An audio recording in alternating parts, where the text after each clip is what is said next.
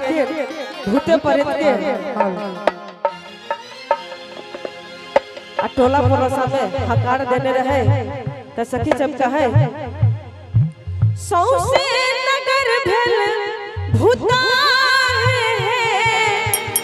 कोना पूरब हकार जाहो जाहो भोलेनाथ की जाहो साच दरबार की जाहो और कहे छे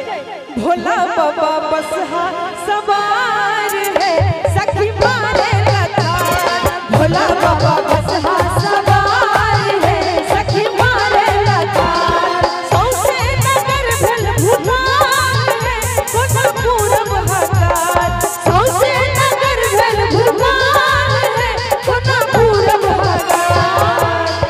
भेल भोलेनाथ की साच दरबार की और भला बाबा बारात लगेलखिन त कहै छै भोला बाबा बसहा सवार है सखी मारे लतार भोला बाबा बसहा सवार है सखी मारे लतार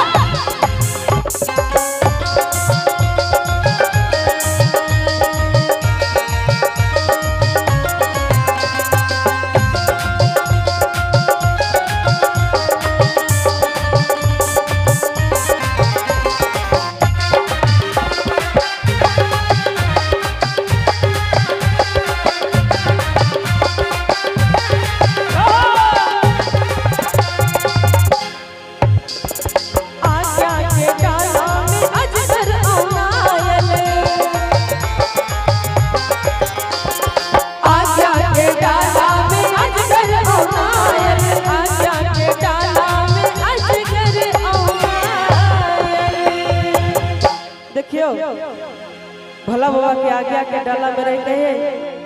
आज्ञा के डाला में